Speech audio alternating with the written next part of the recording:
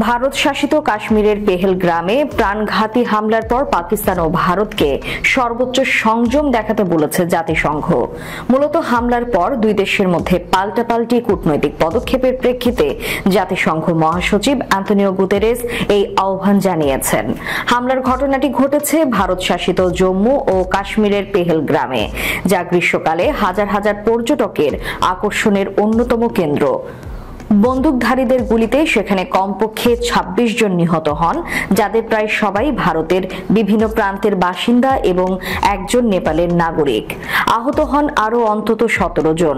এই ঘটনায় পাকিস্তানের দিকে অভিযোগের আঙুল তুলেছে ভারত। তবে ভারতের দাবি প্রত্যাখ্যান করে কাশ্মীরের এই হামলাকে সাজানো ঘটনা বলে দাবি করেছে পাকিস্তান। দেশটি বলেছে এটি ছিল একটি ফলস ফ্ল্যাগ অপারেশন, অর্থাৎ নিজেরাই ঘটিয়ে অন্যের উপর দোষ চাপানোর চেষ্টা।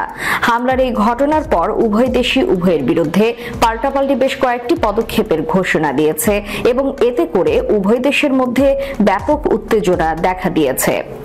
এমন অবস্থায় নিউ ইয়র্কে সাংবাদিকদের মুখোমুখি হয়ে জাতিসংঘ মহাসচিবের মুখপাত্র স্টেফান ডুজারিক বলেন, মহাসচিব এই পরিস্থিতি গভীরভাবে পর্যবেক্ষণ করছেন এবং এতে অত্যন্ত উদ্বিগ্ন।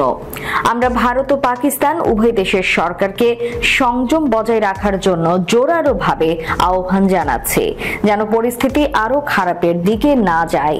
এক প্রশ্নের উত্তরে তিনি জানান, মহাসচিব এখন পর্যন্ত পাকিস্তান বা ভারতের শীর্ষ নেতৃত্বের সঙ্গে সরাসরি যোগাযোগ করেননি।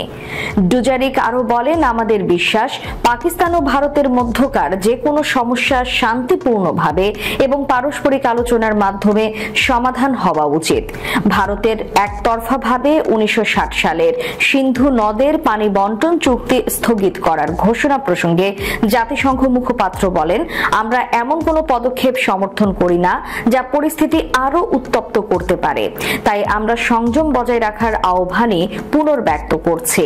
তবে জাতিসংঘের এই আহ্বানের কয়েক ঘন্টার মধ্যেই লাইন অফ কন্ট্রোল এ ভারত ও পাকিস্তানের সেনাদের মধ্যে গুলি বিনিময়ের ঘটনা ঘটে। আজাদ কাশ্মীর সরকারের কর্মকর্তা সৈয়দ আশফাক গিলানি এএফপি কে বলেন, সীমান্তের সেনারা গুলি বিনিময় করেছে, তবে বেসামরিক জনগণের উপর কোনো হামলা হয়নি।